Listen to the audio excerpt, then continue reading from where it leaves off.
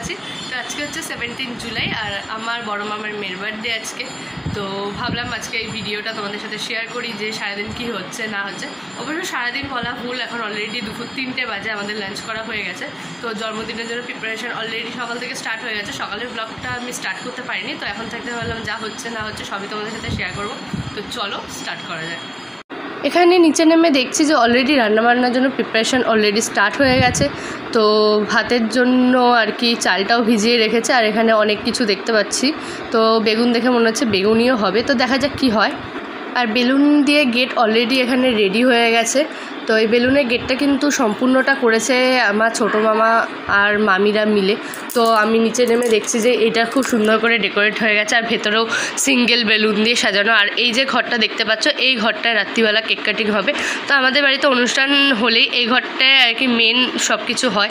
এই ঘরটাতে মানে কেক কাটিং থেকে শুরু করে অনুষ্ঠানে সব কিছুই থাকে। আর এখানে হচ্ছে আমার ছোটো মামি, যে স্যালাড করার জন্য আর কি কাজ করছে।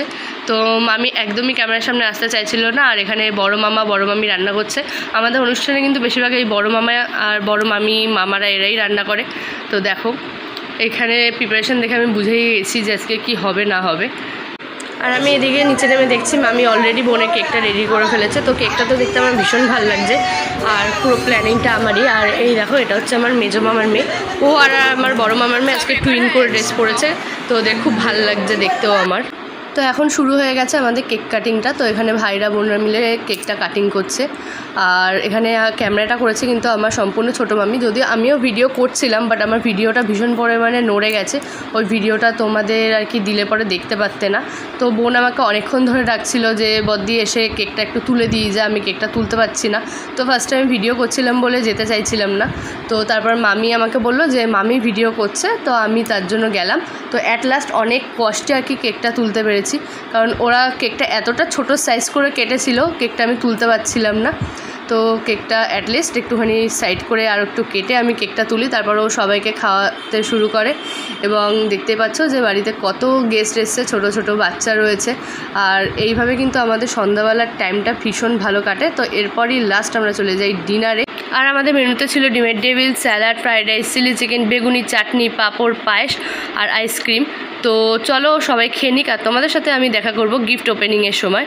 তো দেখো সকালবেলা হতেই আমরা গিফট ওপেনিং করতে বসে পড়েছি। তো অনেক গিফট যেগুলো আমরা আনবক্সিং করিনি একটাই কারণে, কারণ আমরা অলরেডি সেটা ধরেই বুঝে গেছি তো ভেতরে কি আছে না আছে। এদিকে আমার বড় মামা সব গিফটগুলো খুলে খুলে দেখছে আর কি, আর পাশেই বসে রয়েছে বোন। তো দেখো, তো মামাকে আমি বললাম যে মামা একটুখানি ভালো মতন ধরো, যাতে আমি ক্যামেরাটা দিয়ে ভিডিওটা দেখাতে পারি। হয়তো ভিডিওতে ফুল তোমরা ভালো মতন দেখতে পাচ্ছ না, একটু হেজি আসতে পারে, তো তার জন্য এক্সট্রিমলি সরি।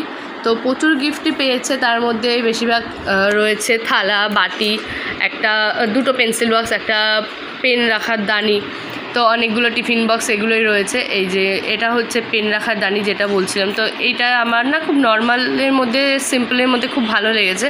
তো যেটা আর কি বোন রেখে দিয়েছে ওর পেন টেন রাখবে বলে। আর দেখো এদিকে আরও গিফটগুলো যেগুলো আছে সেগুলো আমার ছোটো মামি মামাকে এগিয়ে দিচ্ছে খোলার জন্য, আর মামা একটা একটা করে বের করছে।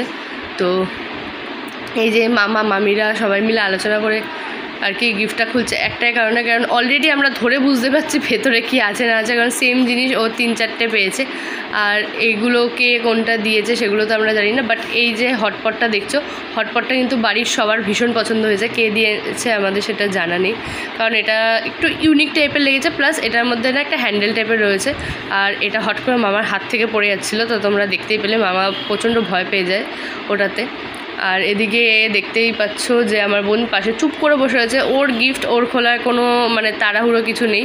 যেগুলো আমাদের গিফট হলে আমরাই খুলতাম, কারণ আমার গিফট আমার সহ্য হয় না অন্য কেউ খুললে। তো ওর গিফট নির্দ্বিধায় অন্য কেউ খুললেও কিছু বলে না। তো এই যে আমার ভাই গিফট কি পেয়েছে না পেয়েছে সেটা আর কি দেখতে ব্যস্ত রয়েছে। তো চলো ওরা গিফট ওপেনিং করুক, আর ভিডিওটা আমি এখানে এন্ড করি। তো ভিডিওটা কেমন লাগছে না লাগছে সেটা অবশ্যই আমাকে কমেন্ট করে কিন্তু জানাতে ভুলো না। ওকে, তো চলো টাটা বাই বাই।